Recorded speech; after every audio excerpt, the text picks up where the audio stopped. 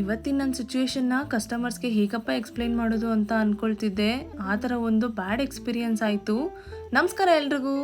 ಇವತ್ತು ಶುಕ್ರವಾರ ಬೆಳಿಗ್ಗೆನೇ ಒಂದು ಮಟನ್ ಸಾಂಬಾರ್ಗೆ ಪ್ರೀ ಆರ್ಡರ್ ಇತ್ತು. ಅವ್ರಿಗೆ ಮಧ್ಯಾಹ್ನ 12:30 ಅಷ್ಟೊತ್ತಿಗೆ ನಾನು ಲಂಚ್ನ ರೆಡಿ ಮಾಡಿ ಕಳಿಸ್ಬೇಕಾಗಿತ್ತು. ಆದರೆ ಯಾವುದೋ ಆರ್ಡರ್ ಇಲ್ಲದಿದ್ದರಿಂದ ನಿಧಾನಕ್ಕೆ ಮಾಡ್ಕೊಳ್ಳೋಣ, ಲಂಚ್ ಟೈಮ್ ಅಷ್ಟೊತ್ತಿಗೆ ಬಿಸಿಯಾಗಿ ಕಳಿಸ್ಬೋದು ಅಂತ ಪ್ಲ್ಯಾನ್ ಮಾಡ್ಕೊಂಡಿದ್ದೆ. ಆದರೆ ಒಂದೊಂದೇ ಆರ್ಡರ್ಸ್ ಎಲ್ಲ ಬರೋದಕ್ಕೆ ಶುರುವಾಯಿತು. ಇನ್ನು ಅದಕ್ಕೆ ರಿಕ್ವೈರ್ಮೆಂಟ್ಸ್ ಇರೋ ಅಂಥ ಐಟಮ್ಸ್ನೆಲ್ಲ ಹೋಗಿ ತೊಗೊಂಡು ಬಂದು ಅಡುಗೆ ಮಾಡ್ಕೋಬೇಕಾಗಿತ್ತು. ಅಷ್ಟೊತ್ತಿಗೆ ನಮ್ಮನೇಲಿ ಪವರ್ ಶಾರ್ಟ್ ಸರ್ಕ್ಯೂಟ್ ಆಗಿಬಿಟ್ಟು ಪವರೇ ಆಫ್ ಆಯಿತು.